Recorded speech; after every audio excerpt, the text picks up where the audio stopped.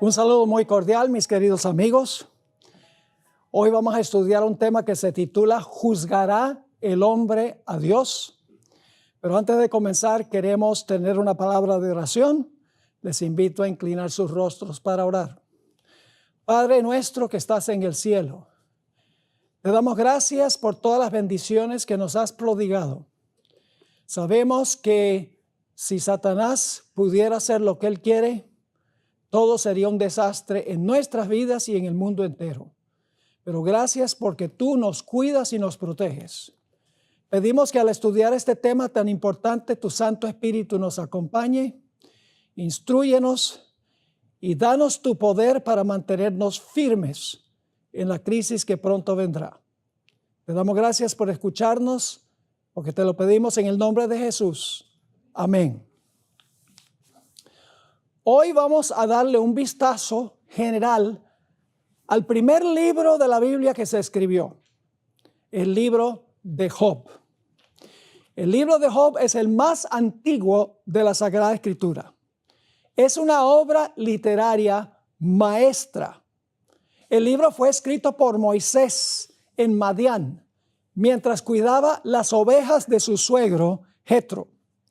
La historia de Job se cumplió alrededor de 2000 años antes de Cristo, pero Moisés escribió la historia unos 1500 años antes de venir Jesús. El libro está en prosa en los primeros 2 capítulos, luego lenguaje profético desde el capítulo 3 hasta el capítulo 42 y el versículo 6, y finalmente prosa de nuevo en el capítulo 42 y los versículos 7 al 17. El tema central del libro no es por qué sufren los justos, ni tampoco la firmeza en medio del sufrimiento. El personaje central del libro no es Job, aunque el libro lleva su nombre.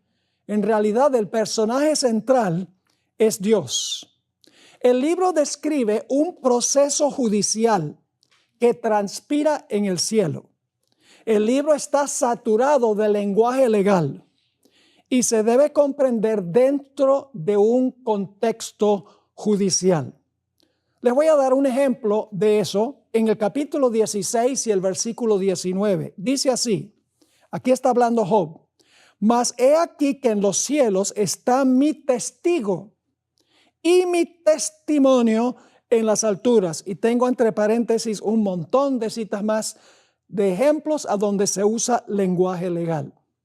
En la historia de Job hay un acusador, hay un abogado defensor, hay un juez, se examina evidencia, hay un jurado, los hijos de Dios, hay un acusado, y el libro tiene un veredicto al final y también tiene una recompensa final tanto para Satanás como para Job, a quien Satanás hostigó. Ahora, para entender el libro es muy importante comprender que Job en este momento no tenía ninguna revelación escrita. En este tiempo no había Biblia. Así que él no tenía el conocimiento que tenemos nosotros hoy. Según la historia, el universo celestial está al tanto de lo que está pasando con Job, pero nadie en la tierra sabe lo que está ocurriendo en el cielo al mismo tiempo. Es muy importante recordar esto al estudiar el libro. El estilo del libro es en forma de drama, un drama entre el cielo y la tierra. Así que vamos a tratar el libro como si fuera una producción dramática con un escenario. Se abre el telón y el drama comienza en la tierra. Se introduce a Job como un hombre muy próspero. Noten lo que dice los versículos 1 al 3 del capítulo 1.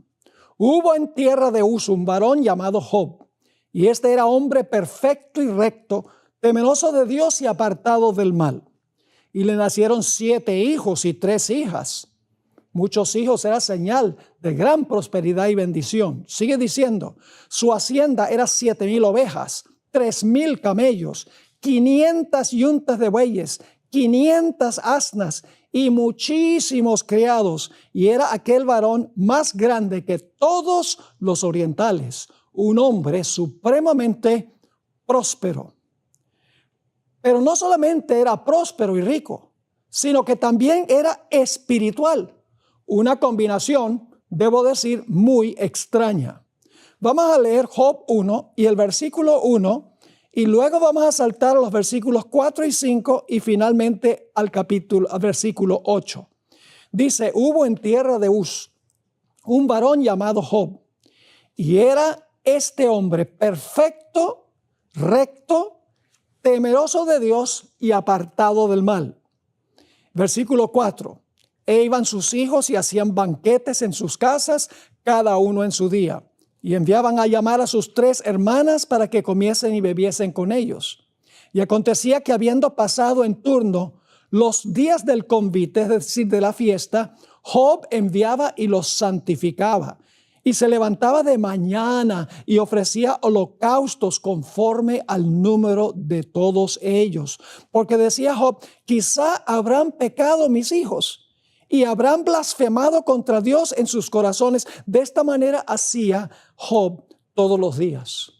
Era un hombre rico, próspero, pero también era espiritual, un hombre de familia, un hombre que hacía el culto diario, que oraba por sus hijos.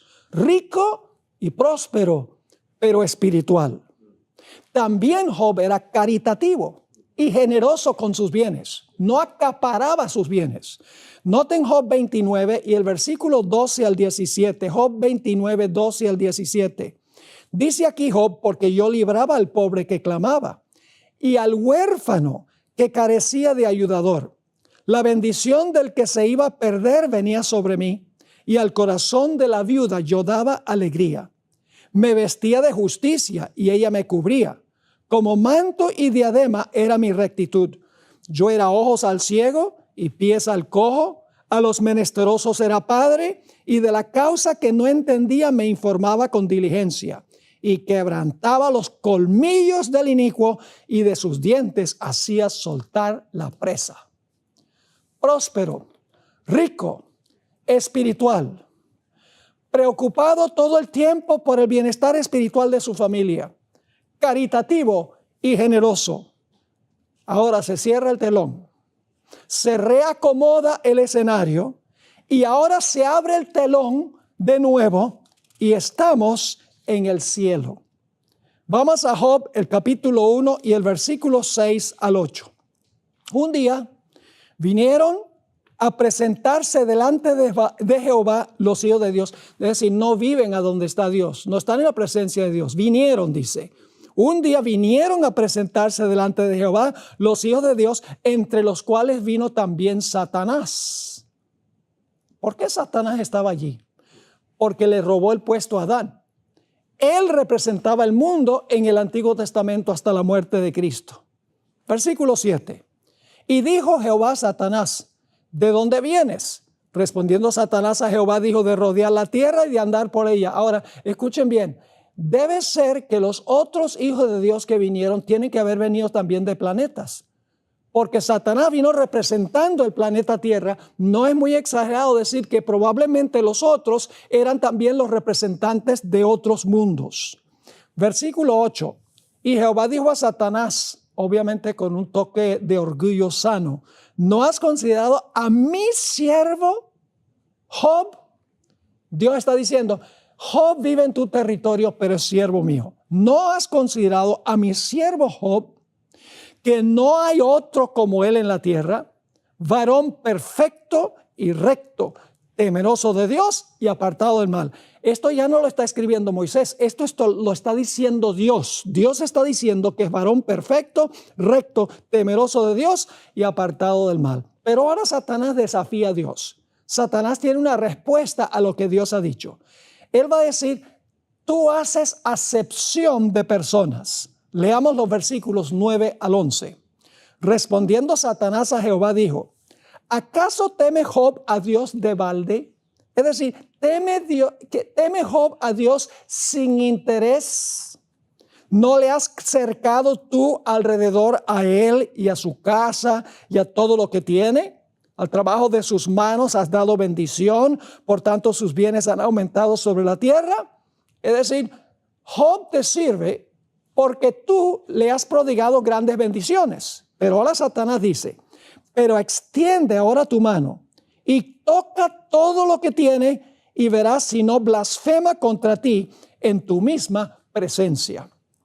Satanás desafía a Dios en presencia del concilio celestial, en presencia de todos los representantes del universo. La pregunta es, ¿servirá el hombre a Dios gratuitamente y sin interés, nada más por puro amor? ¿Le servirá el hombre a Dios aun cuando todo le sale mal? Satanás está diciendo a Dios, tú has comprado la lealtad de Job, derramando sobre él tus múltiples bendiciones. Job te sirve por los panes y los peces. Job es un mercenario. Satanás no está acusando a Job, Satanás está acusando a Dios. Lo que Satanás está diciendo es, ¿te servirán tus siervos cuando todo anda mal? Es decir, en las buenas y en las malas, en la enfermedad y en la salud, en la prosperidad y en la adversidad. ¿Acaso no has comprado la lealtad de Job con todas las bendiciones que le has prodigado? Pero Job no te sirve por amor, sino por los beneficios que le has prodigado. Así cualquiera. Ahora, todo el concilio celestial, todo el universo está escuchando la conversación. Dios podría haber dicho, no le hagan caso, ustedes saben que ese es un mentiroso. Pero los seres celestiales hubieran pensado, de verdad que Dios ha cercado a Job y no ha permitido que Satanás toque a Job. ¿Quién sabe si será verdad lo que está diciendo Satanás? Así que Dios, en el versículo 12, le dice a Satanás, he aquí, todo lo que tiene, sus posesiones, está en tu mano. Solamente no pongas tu mano sobre él. Y salió Satanás de delante de Jehová. Ahora el universo celestial va a ver si Dios tiene razón o si Satanás tiene razón. ¿Sirve Job a Dios sin interés? ¿Sirve Job a Dios en la prosperidad y en la adversidad, en la enfermedad y en la salud, cuando viene el bien y también cuando viene lo que parece ser malo? Se cierra el telón, se reacomoda el escenario, ahora se abre el telón y nuevamente estamos en la tierra. La Biblia nos dice que vinieron los sabeos, le robaron todos los bueyes y las asnas a Job y mataron a todos los siervos. Fuego cayó del cielo y consumió las ovejas y los siervos. Los caldeos se robaron los camellos y mataron a los siervos. Un viento recio arremetió contra la casa de los hijos y las hijas de Job que estaban reunidos, y todos murieron, los 10 perecieron. Estas cosas no ocurrieron en cuestión de meses o semanas o años, sucedieron rápidamente, un evento después de otro, como se deja ver por la expresión, aún estaba hablando cuando vino el otro también con las malas noticias. Job, para este momento, ha perdido todo lo que tiene. Bueyes, asnas, ovejas, camellos, siervos e hijos. Está en bancarrota. Todo el cielo está observando para ver cómo reaccionará Job. ¿Tendrá razón Dios o Satanás? ¿Blasfemará Job a Dios? ¿Le sirve Job a Dios por amor o será por puro interés porque Dios lo protege y Dios lo bendice? No tenemos que esperar la respuesta. En Job 1 y el versículo 20 al 22 encontramos la reacción de Job. Dice, entonces Job se levantó y rasgó su manto y rasuró su cabeza y se postró en tierra y adoró. Y dijo, desnudo salí del vientre de mi madre y desnudo volveré allá. Jehová dio y Jehová quitó. Solamente la mitad de esa declaración es cierta, porque Dios dio, pero Dios no quitó. Pero Job no lo sabe. Él no tenía las escrituras. Job no sabe que él es el tópico de conversación en el concilio celestial. Eso es muy importante. Así que él dice, Jehová dio y Jehová quitó. Sea el nombre de Jehová bendito. Satanás había dicho, te va a maldecir a tu rostro. En contrario a eso, dice, sea el nombre de Jehová bendito. En todo esto no pecó Job, ni atribuyó a Dios despropósito alguno. Y el concilio celestial está diciendo, Dios tenía razón.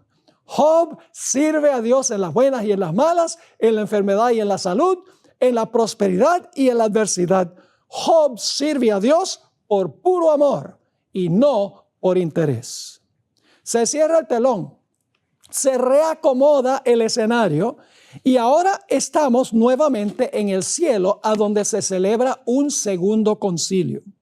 Job 2 y el versículo 1 al 3. Aconteció que otro día vinieron. Ahora, si vinieron, tiene que haberse ido después de la primera reunión. Es decir, no viven en la presencia de Dios.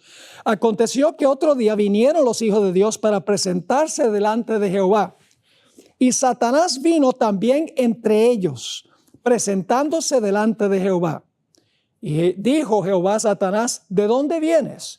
Respondió Satanás a Jehová y dijo, de rodear la tierra y de andar por ella. Y Jehová dijo a Satanás, tal vez con un toque más de orgullo santo, ¿no has considerado a mi siervo Job, que no hay otro como él en la tierra, varón perfecto y recto, temeroso de Dios y apartado del mal, y que todavía retiene su integridad, aun cuando tú me incitaste contra él para que lo arruinara sin causa? Todavía retiene su integridad, dice Dios. Claro, Satanás tiene una respuesta. El versículo 4 y el versículo 5, respondiendo Satanás, dijo a Jehová, piel por piel. Todo lo que el hombre tiene dará por su vida. Es decir, tú solamente me dejaste quitarle lo que tiene. Tal vez él está dispuesto de entregar todo lo que tiene con tal que no pierda la vida. Así que dice, piel por piel, todo lo que el hombre tiene dará por su vida. Pero ahora extiende tu mano y toca su hueso y su carne y verás si no blasfema contra ti en tu misma presencia. Otras versiones dicen en tu propia cara. Así que ahora Dios nuevamente tiene que decirle al concilio celestial, Satanás es un mentiroso, ya lo vieron por la primera reunión, no le hagan caso. Dios podría haber dicho eso. Pero los seres celestiales dicen, de verdad que Dios no permitió que Job fuera tocado por Satanás en su persona. ¿Quién sabe si será verdad? Y por lo tanto, ahora Dios le dice a Satanás en el versículo 6, he aquí, él está en tu mano, mas guarda su vida. Se cierra el telón. Se acomoda el escenario y nuevamente estamos en la tierra. Job 2 y el versículo 7 y 8. Entonces salió Satanás de la presencia de Jehová e hirió a Job con una sarna maligna desde la planta del pie hasta la coronilla de la cabeza. Y tomaba Job un tiesto para rascarse con él y estaba sentado en medio de ceniza. Hermanos y hermanas, cuando uno se rasca con un tiesto, eso es una cosa seria, rasga la piel. Ahora, Job entonces ha perdido su salud y ahora va a perder el apoyo de su esposa. Job 2 y el versículo 9 y 10. Entonces le dijo su mujer, ¿aún retienes tu integridad? Maldice a Dios y muérete. Ella es instrumento en las manos de Satanás. Satanás había dicho, Job te va a maldecir. La esposa le dice, maldice a Dios y muérete. ¿Qué dice Job? Y él le dijo, como suele hablar cualquiera de las mujeres fatuas, has hablado. ¿Qué? ¿Recibiremos de Dios el bien y el mal no lo recibiremos? Nuevamente Job no tiene completo conocimiento de lo que está pasando. En todo esto no pecó Job con sus labios. ¿Pasó la segunda prueba Job? Sí, pasó la prueba. Muy bien. Y el universo celestial dice, Job sirve a Dios por amor y no por interés. Ha perdido todas sus posesiones, todos sus hijos, su salud, el apoyo de su esposa y ahora va a perder el apoyo de sus 3 mejores amigos. Job 2 y el versículo 11 hasta el versículo 13. Y 3 amigos de Job Elifaz temanita, Bildad suita y Sofar naamatita. Luego que oyeron todo este mal que le había sobrevenido, vinieron cada uno de su lugar porque habían convenido en venir juntos para condolerse de él y para consolarle. Pero cuando uno sigue leyendo, fue lo contrario, se convirtieron en acusadores. Sigue diciendo en el versículo 12, los cuales alzando los ojos desde lejos no lo conocieron. Es decir, estaba desfigurado y lloraron a gritos y cada uno de ellos rasgó su manto. Y los tres esparcieron polvo sobre sus cabezas hacia el cielo. Esa es señal de una aflicción y un sufrimiento grande por lo que estaba pasando con Job. Versículo 13. Así se sentaron con él en tierra por 7 días y 7 noches, y ninguno le hablaba palabra porque veían que su dolor era muy grande. Job ha perdido sus posesiones materiales, sus siervos, sus hijos, su salud, el apoyo de su esposa y el apoyo de sus amigos. Pero ahora vamos a ver que según parece Job ha perdido su mejor amigo, Dios. Ahora, algo que ha dejado perplejos a algunos intérpretes del libro de Job es que todos los actores principales de la historia reaparecen al final del libro. Menos uno parece. No reaparece Satán, el que le causó todos los males a Job. Y dicen, esta es una injusticia muy grande, porque el que le causó todos los males a Job no dice nada de lo que pasó con él. Esto parece ser muy injusto. Pero ya veremos que sí reaparece Satán al final del libro, pero con otro nombre, con el nombre de Leviatán. A fin de comprender el resto del libro, es indispensable nuevamente recordar que Job tenía un conocimiento incompleto de Dios. No tenía las escrituras como las tenemos nosotros. Job en realidad creía que el Dios a quien él amaba con toda su alma, su más íntimo y mejor amigo, por alguna razón inexplicable, se había volcado en contra de él y se había tornado su enemigo. Clamó a Dios para que Dios le diera una entrevista. Y la respuesta de Dios fue un silencio sepulcral. Su experiencia parecía ser ilógica y sin sentido. La tentación de Satanás era que Job tirara la toalla, que Job llegara a pensar, como decía uno de sus amigos, que Dios no existe porque un Dios de amor no le haría esto a Job. Desde el capítulo 3 hasta el capítulo 38, Job está clamando a Dios y la respuesta de Dios es un silencio sepulcral. ¿Recuerdan la última presentación, el de la viuda?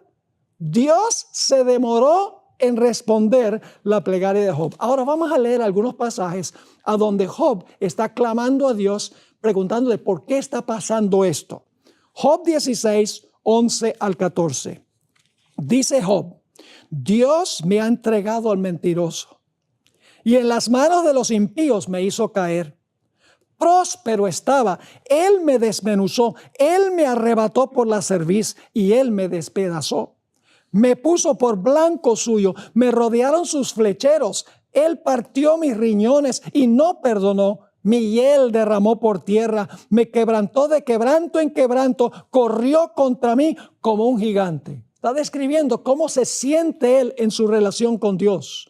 En Job 16, el versículo 16 y 17 y el versículo 20, encontramos que Job dice, mi rostro está inflamado con el lloro y mis párpados entenebrecidos.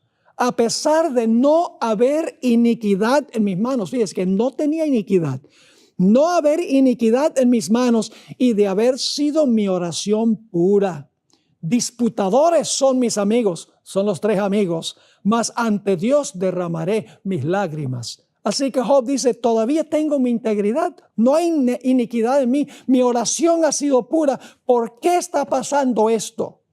Job 19 y el versículo 6 y 7 dice Job, sabed ahora que Dios me ha derribado y me ha envuelto en su red He aquí yo aclamaré agravio y no seré oído. Daré voces y no habrá juicio. En Job 19 y el versículo 9 al 11, Job nuevamente dice, me ha despojado de mi gloria y quitado la corona de mi cabeza. Me arruinó por todos lados y perezco, y ha hecho pasar mi esperanza como árbol arrancado. Hizo arder contra mí su furor y me contó para sí entre sus enemigos. Fíjense cómo Job no entiende lo que está pasando. No seamos muy duros con Job, porque Job no tenía el conocimiento que tenemos nosotros. Nunca soltó la mano de Dios, aunque tuvo preguntas. Ahora, si ustedes creen que es pecado que él clame a Dios y diga a Dios, ¿por qué Dios tú me has desamparado? Entonces tendríamos que decir, Jesús pecó cuando estaba en la cruz y dijo, Dios mío, ¿por qué me has desamparado? Vamos a Job 23 y el versículo 3 al 9. Job aquí dice, ojalá que yo pudiera conseguir dónde está Dios para ir a hablar con él. ¿Quién me diera el saber dónde hallar a Dios? Yo iría hasta su silla, expondría mi causa delante de él y llenaría mi boca de argumentos. Yo sabría lo que él me respondiese y entendería lo que me dijera. ¿Contendería conmigo con la grandeza de su fuerza? No, antes él me atendería. Si yo pudiera conseguirlo, él me atendería. Allí el justo razonaría con él y yo escaparía para siempre de mi juez. Fíjese el lenguaje legal. He aquí yo iré al oriente y no lo hallaré, y al occidente y no lo percibiré. Si muestra su poder al norte, yo no lo veré. Al sur se esconderá y no lo veré. Es decir, yo no hallo a dónde encontrar a Dios para presentar mi caso, para que me explique por qué esto está pasando y para que me absuelva y me justifique. Noten Job 30 y el versículo 20 y 21. Estoy leyendo varios pasajes para que capten la aflicción de Job, la angustia de Jacob. Como Jacob cuando luchó con el ángel, él pensaba que su pecado era tan grande, el que cometió al engañar a su padre y al robarle la primogenitura a su hermano. Su pecado era tan grande que Dios no lo había perdonado. Job 30, 20 y 21. Clamo a ti y no me oyes. Me presento y no me atiendes. Te has vuelto cruel para mí. Con el poder de tu mano me persigues. Job 30 y el versículo 9 al 13. Las naciones que antes admiraban a Job ahora se vuelcan contra él y le escupen en la cara. Dice, ahora yo soy el objeto de su burla y les sirvo de refrán. Me abominan, se alejan de mí. Aún de mi rostro no detuvieron su saliva, porque Dios desató su cuerda y me afligió. Por eso se desenfrenaron delante de mi rostro. Mi senda desbarataron, se aprovecharon de mi quebrantamiento y contra ellos, es decir, contra las naciones circundantes, contra ellos no hubo ayudador. Noten Job 31 y el versículo 5 y 6. Dice Job, está orándole a Dios, si anduve con mentira y si mi pie se apresuró a engaño, péseme Dios en balanzas. Es el lenguaje de un juicio. Péseme Dios en balanzas de justicia y conocerá mi integridad. Y terminamos este segmento de Job y sus dudas, su clamor a Dios con Job 31-35, donde Job dice, ¿quién me diera, quién me oyese? He aquí que mi confianza es que el Omnipotente testificaría por mí, aunque mi adversario me forme el proceso. Ahora, a pesar de que Job está clamando a Dios, no entiende lo que está pasando, él todavía ama a Dios, considera a Dios su íntimo amigo, pero no entiende por qué aparentemente su amigo íntimo se ha volcado en contra de él. En su experiencia también tuvo momentos de gran fe y confianza. Noten Job el capítulo 13 y el versículo 15, es decir, tenía sentimientos encontrados, como los tuvo Jesús. Jesús conocía a su Padre, pero clamó, Padre, si puede pasar esta copa de mí. Clamó, ¿por qué me has desamparado? Job 13:15, he aquí, aunque él me matare, en él esperaré. No obstante, defenderé delante de él mis caminos. Job 14 y el versículo 14 y 15, viene esta pregunta que muchas veces se hace en un funeral. Si el hombre muriere, ¿volverá a vivir? Todos los días de mi edad esperaré hasta que venga mi liberación. Entonces llamarás y yo responderé. Tendrás afecto a la hechura de tus manos. Job 19, 25 al 27. Job 19, 25 al 27. Yo sé que mi Redentor vive y al fin se levantará sobre el polvo. Y después de deshecha esta mi piel, en mi carne he de ver a Dios, al cual veré por mí mismo, y mis ojos lo verán y no otro, aunque mi corazón desfallece dentro de mí. Momentos de gran fe y de gran confianza, pero al mismo tiempo dudas y preguntas en cuanto a lo que está ocurriendo. Job 23 y el versículo 8 al 12. Dice aquí, ya leímos algunos de estos versículos: he aquí yo iré al oriente y no lo hallaré, y al occidente y no lo percibiré. Si muestra su poder al norte, yo no lo veré, al sur se esconderá y no lo veré. Mas él conoce mi camino. Job tiene una idea de que esta es una prueba y que cuando termine la prueba él va a salir como oro. Dice, mas él conoce mi camino, me probará y saldré como oro. Mis pies han seguido sus pisadas. Ahora fíjense, mis pies han seguido sus pisadas. Guardé su camino y no me aparté. Es decir, todavía es fiel a Dios. Del mandamiento de sus labios nunca me separé. Guardé las palabras de su boca más que mi comida. Así que desde el capítulo 3 hasta el capítulo 38, Job está en esto. Finalmente, cuando llega uno al capítulo 38, 1 al 3, ahora Dios le dice a Job, ahora cállate que voy a hablar yo. Versículo 1 al 3. Entonces respondió Jehová a Job desde un torbellino y dijo, ¿quién es ese que oscurece el consejo con palabras sin sabiduría? ¿Cuál es el problema de Job? Que no sabía, sin sabiduría. Ahora ciñe como varón tus lomos, yo te preguntaré y tú me contestarás. Me toca, dice Dios. Yo te di desde el capítulo 3 al 38. Ahora me toca hablar a mí. Y en Job 38 al capítulo 40, Dios le hace a Job más de 50 preguntas. Sigue el mismo orden de la creación, día por día, para mostrar Dios su grandeza. Y cada cosa que dice Dios, Job se encoge y se encoge y se encoge y se ve tan insignificante en contraste con la grandeza de Dios. Yo pregunto, ¿hubiera sido mucho más fácil para Job pasar la prueba si él hubiera conocido lo que estaba pasando en el concilio celestial? Que él era el tópico de conversación, que él iba a vindicar la veracidad de Dios, hubiera sido mucho más fácil. Y en el capítulo 40 y el versículo 1 y 2, Dios le hace una pregunta muy significativa a Job, ya culminando las preguntas de esta sección.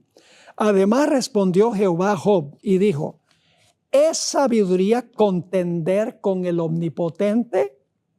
El que disputa con Dios responda a esto. Y ahora Job responde en Job 40 y el versículo 3 al 5. Entonces respondió Job a Jehová y dijo, he aquí que yo soy vil. Ahora en español la palabra vil significa una persona malvada, pero la palabra vil aquí significa insignificante. Entonces respondió Job a Jehová y dijo, he aquí que yo soy vil o insignificante. ¿Qué te responderé? Mi mano pongo sobre mi boca.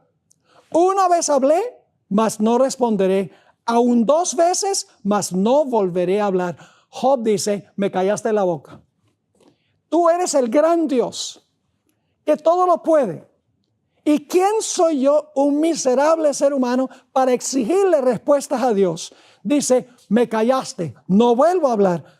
Pero lo interesante es que Job vuelve a hablar. Ya lo veremos. Ahora, vamos al clímax del libro. Job vuelve a hablar después que Dios le muestra una criatura que ha confundido a muchos. Inclusive se hizo una película de Hollywood, claro, todo equivocado, que tiene a esta criatura como el centro. Se llama Leviatán. Después que Job ve a Leviatán, lo que Dios dice de Leviatán, Job, aunque dijo no hablo de nuevo, tiene que hablar de nuevo. Vamos a hablar un poco de Leviatán. Job 41 y versículo 1 al 4. Muchas versiones traducen que el Leviatán era un cocodrilo. Pero ¿qué cocodrilo era este? Vamos a ver la descripción. Job 41, 1 al 4. Dios le dice a Job: ¿sacarás tú al Leviatán con anzuelo? ¿O con cuerda que le eches en su lengua? ¿Pondrás tu soga en sus narices?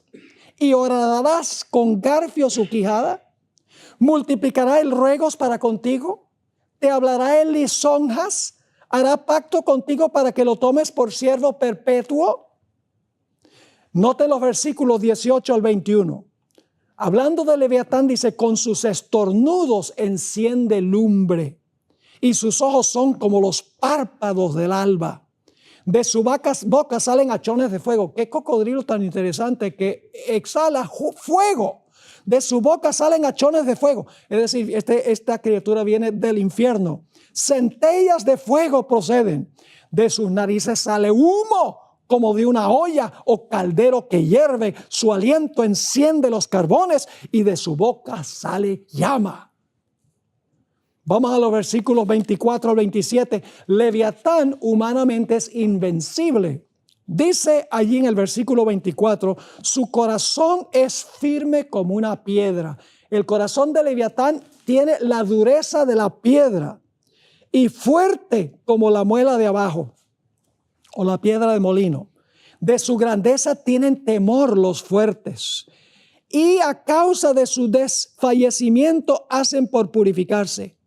Cuando alguno lo alcanzare, ni espada, ni lanza, ni dardo, ni coselete durará. Estima como paja el hierro y bronce como leño podrido. Leviatán es una criatura invencible. Ahora, escuchen bien. Leviatán fue un animal que existió antes del pecado en el huerto del Edén, según el Espíritu Profecía.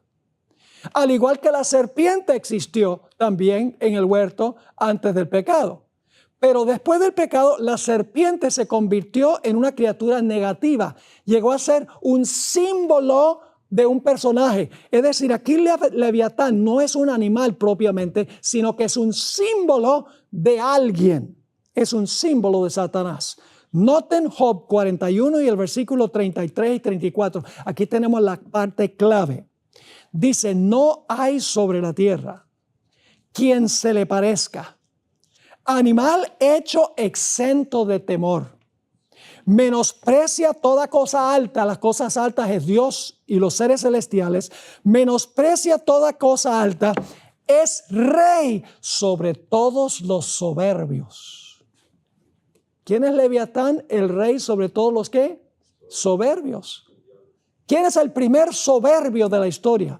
El primer soberbio de la historia que quería arrebatarle a Dios su trono, según Isaías 12 al 14, fue Satanás. Pero no tenemos que depender solamente de Job 41, porque Leviatán se menciona en otras partes de la Biblia. Nota el Salmo 74, 14, un detalle muy importante que nos ayuda a identificar quién es este Leviatán, simbólicamente hablando. Salmo 74 y el versículo 14. El Leviatán tenía múltiples cabezas, porque dice que Dios magulló las cabezas del Leviatán. Y dice: lo diste por comida a los moradores del desierto. Leviatán es una criatura con múltiples cabezas. Ahora, Isaías 27:1 nos habla de cómo Dios finalmente va a destruir a Leviatán. Y fíjense la terminología que se usa aquí. En aquel día, y esto está hablando después de los 1000 años, en aquel día Jehová castigará con su espada dura, grande y fuerte al Leviatán. Ahora fíjense qué es Leviatán. Serpiente veloz. ¿Leviatán qué es? Es la serpiente veloz. Y al Leviatán serpiente tortuosa, pero no solamente serpiente. Dice: matará al dragón que está en el mar. Es decir, Leviatán es la serpiente y es el dragón. Ahora, ¿quién es la serpiente y el dragón? Para juntar todo lo que tenemos aquí, hay que ir a Apocalipsis, el capítulo 12 y los versículos 7 al 9. Apocalipsis 12, 7 al 9. Después hubo una gran batalla en el cielo. Miguel y sus ángeles luchaban contra el dragón. Ahí está uno de los nombres que ya vimos. Luchaban contra el dragón y luchaban el dragón y sus ángeles. Pero el dragón y sus ángeles no prevalecieron, ni se halló ya lugar para ellos en el cielo. Y fue lanzado fuera el gran dragón, que ya vimos que es lo mismo que Leviatán, la serpiente antigua, fíjense que también se usa la palabra serpiente, y que se llama ¿qué? Diablo y Satanás. Yo pregunto, ¿ese es el mismo nombre que aparece al principio del libro de Job? Los primeros 2 capítulos, Satanás. Entonces yo pregunto, ¿quién es Leviatán? Leviatán es un símbolo de Satanás. Y ahora de repente Job, porque él hubiera sabido, los cananeos tenían la idea de un personaje que era el enemigo de los dioses, que se llamaba Lotán. Así que en un mundo politeísta se sabía que Lotán era el enemigo de los dioses. Ahora Job era monoteísta, pero él entiende ahora quién es el que está causando sus males. Es Leviatán. Así que después que Dios le muestra a Job a Leviatán, y Dios dice, yo lo puedo derrotar. Soy el único que lo puede derrotar. Job ahora le va a decir a Dios, perdón Señor, necesito hablar de nuevo. Job 42 y el versículo 1 al 6. Respondió Job a Jehová y dijo, yo conozco que todo lo puedes. Inclusive ¿qué? ¿Cuál es el contexto? Inclusive derrotar ¿a quién? A Leviatán. Yo conozco que todo lo puedes y que no hay pensamientos que se esconda de ti. ¿Quién es el que oscurece el consejo sin entendimiento? Por tanto, yo hablaba lo que no entendía. ¿Ven cuál es el problema de Job? ¿Nosotros sí entendemos, sí o no? ¿Entendemos? Tenemos la Biblia. Tenemos múltiples ejemplos de cómo Satanás ha causado problemas con seres humanos. No tenemos la excusa. Por tanto, yo hablaba lo que no entendía. Cosas demasiado maravillosas para mí que yo no comprendía. Oye, te ruego, y hablaré. Te preguntaré y tú me enseñarás. De oídas te había oído. Más ahora mis ojos te ven. Ahora, escuchen bien, Job tenía vista 20/20, ¿ok? Esto es similar a lo que pasó con Eva. Satanás le dijo a Eva, tus ojos serán abiertos. Ella tenía vista 20/20, físicamente. ¿Qué quería decir Satanás cuando dice tus ojos serán abiertos? Significa que vas a entender lo que no entendías antes. Así que Job dice, mas ahora mis ojos te ven.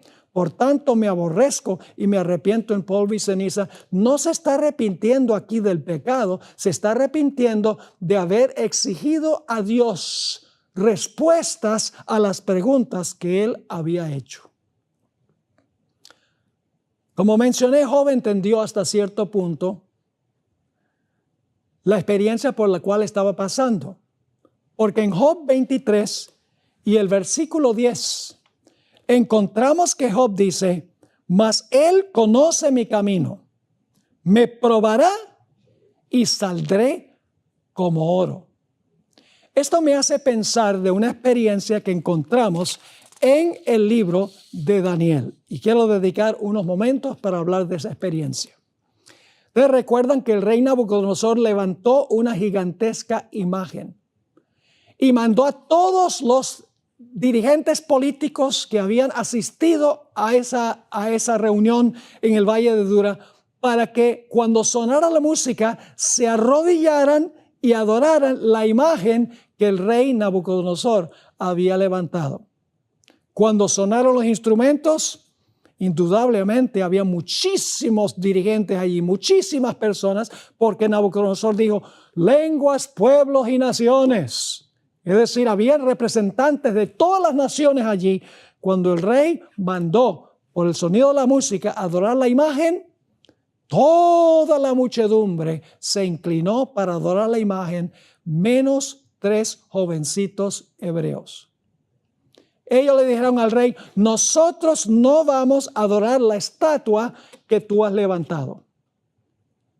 Y el rey, Como dicen los puertorriqueños, se enfogonó.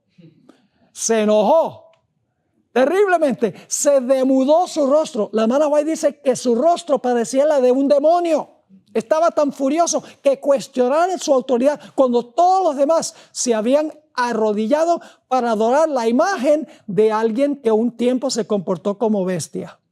La imagen de la bestia. Así que los 3 jóvenes dicen, nosotros no. Y el rey dice, le voy a dar otra oportunidad. Cuando oigan el sonido de los instrumentos, inclínense para que salven sus vidas. Y los 3 jóvenes dijeron, no lo vamos a hacer. Así que Nabucodonosor mandó a calentar el horno 7 veces más que lo que se solía hacer. Yo no creo que él no tenía un termómetro allí para medir 7 veces más. La palabra 7 significa calentó el horno a donde no se podía calentar más. Lo calentó al máximo. Y entonces el rey dijo, ¿y qué Dios los va a librar a ustedes de mi mano? Y los 3 jóvenes dijeron, el Dios que nosotros servimos nos librará. Y si no nos libra, igual servimos a Dios. Porque nosotros no servimos a Dios por los panes y los peces. Ni siquiera servimos a Dios porque nos da la vida. Servimos a Dios porque le amamos a Él. Porque Él es nuestro Dios. Lo mismo que Job. Así que los soldados tomaron a los 3 jóvenes, los echaron en el horno. Y Nabucodonosor dijo, problema resuelto. Pero ahora Nabucodonosor mira dentro del horno y ven dentro del horno a 4 personas. Y el rey se alarma y le dice a los que están allí, le dicen, ¿no echamos nosotros a 3 al horno? Y le contestaron, sí, oh rey, echamos 3 como tú mandaste. Pues fíjense que yo veo un 4º personaje ahí en el horno. Y ese personaje parece ser el Hijo de Dios. Y entonces Nabucodonosor manda a sacar a los muchachos del horno. Fíjense, cuando Dios libra, libra de verdad. Lo único que se había quemado eran las sogas que los tenían atados. No olían a humo. Cuando Dios libra, libra de verdad. Ni un pelo de su cabeza se quemó. Es decir, pasaron por el fuego y el fuego no los consumió. Y entonces Nabucodonosor ahora proclama que el Dios del cielo es el Dios verdadero. Y dio un decreto de que nadie podía hablar mal del Dios de Sadrach, Mesach y Abednego, los 3 jóvenes hebreos. Ahora, hay un dato interesante que yo mencioné anteriormente en un tema anterior y se encuentra en Daniel, el capítulo 3 y el versículo 28. Claramente en el versículo 25, el rey Nabucodonosor ha dicho que el Hijo de Dios vino al horno a librar a los muchachos. Pero el versículo 28 dice algo diferente. Dice en el versículo 28, entonces Nabucodonosor dijo, bendito sea el Dios de ellos, de Sadrach, Mesach y Abednego, que envió su ángel y libró a sus siervos que confiaron en él. Entonces la pregunta clave es, ¿quién fue el que libró a los jóvenes? ¿Fue el Hijo de Dios o fue el ángel? Su ángel. Bueno, mis queridos hermanos y amigos, es lo mismo. ¿Quién era ese ángel que entró al horno? Su nombre es Miguel, el mismo que libró a Daniel del foso de los leones. Miguel, el mismo que en el tiempo de angustia final, si buscan conmigo el libro de Daniel, el capítulo 12 y el versículo 1, el mismo que va a librar a su pueblo de la gran tribulación final después de su gran angustia y de su gran sufrimiento. Dice en Daniel 12 y el versículo 1, en aquel tiempo, el contexto es que cuando el rey del norte, en el versículo 44, está persiguiendo al remanente final, en aquel tiempo se levantará Miguel. Es el cierre de la gracia. Es decir, todos los casos para este momento están decididos. Los fieles van a permanecer fieles para siempre. Los impíos van a permanecer impíos para siempre. Se levantará Miguel, el gran príncipe que está de parte de los hijos de tu pueblo. ¿Qué significa eso? De parte de los hijos de tu pueblo. Significa que el Señor Jesucristo, Miguel, quien es como Dios, es el que va a levantarse para proteger a sus fieles. Pero no significa que los fieles van a escapar del tiempo de angustia. No, los fieles van a pasar por el tiempo de angustia. Yo pregunto, ¿los 3 jóvenes que fueron echados al horno pasaron por el tiempo de angustia? Oh, claro que sí, tremendamente pasaron. Y conservaron su fe, prefirieron ser fieles a Dios y morir, que ser infieles a Dios y morir. Así que dice, será tiempo de angustia, cual nunca fue desde que hubo gente hasta entonces. Y ahora noten la palabra clave. Pero en aquel tiempo será libertado tu pueblo, todos los que se hallen escritos en el libro. ¿Saben por qué Dios libró a los 3 jóvenes del horno de fuego? Porque ellos tenían un carácter a prueba de fuego. Habían formado un carácter de absoluta lealtad a Dios, como los que van a pasar por el tiempo de angustia final. Por esa razón leo este último pasaje de Isaías 33, 14 al 16. Muchas iglesias enseñan que los impíos se van a quemar en las aguas, en el fuego del infierno para siempre. Se van a estar consumiendo y consumiendo y consumiendo. Pero la Biblia nos dice que no son los infieles los que van a quemarse eternamente en las llamas, son los justos que van a vivir en la presencia de las llamas. Y no van a ser consumidos porque tienen un carácter semejante al carácter del libertador que acompañó a los jóvenes en el horno. Dice en Isaías 33, 14 al 16, los pecadores se asombraron en Sión. Espanto sobrecogió a los hipócritas. ¿Quién de nosotros morará con el fuego consumidor? ¿Quién de nosotros habitará con las llamas eternas? La respuesta tiene que ver con la conducta. El que camina en justicia y habla lo recto, el que aborrece la ganancia de violencias, el que sacude sus manos para no recibir cohecho, el que tapa sus oídos para no oír propuestas sanguinarias, el que cierra sus ojos para no ver cosa mala. ¿Quiénes son los que van a habitar en medio de las llamas de la presencia de la gloria de Dios? No son los impíos que tienen un carácter contrario al de Dios, sino que son los justos que tienen un carácter a prueba de fuego. Es decir, el horno de fuego es el tiempo de angustia. Y el tiempo de angustia va a fijar el carácter de los fieles por toda la eternidad. Ahora nosotros tenemos el beneficio de la experiencia de Job. Satanás va a permitir que los fieles sufran el peor periodo de angustia de la historia. Al igual que Job, los fieles van a perder todo. Van a ser echados en prisión. Las familias se van a volcar contra ellos. Los amigos se van a volcar contra ellos.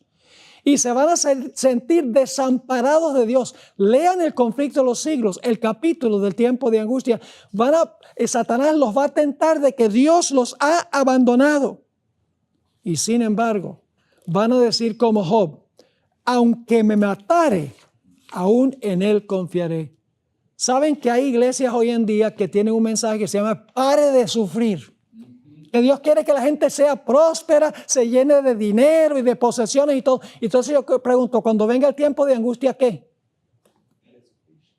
Es una falsa doctrina de Satanás.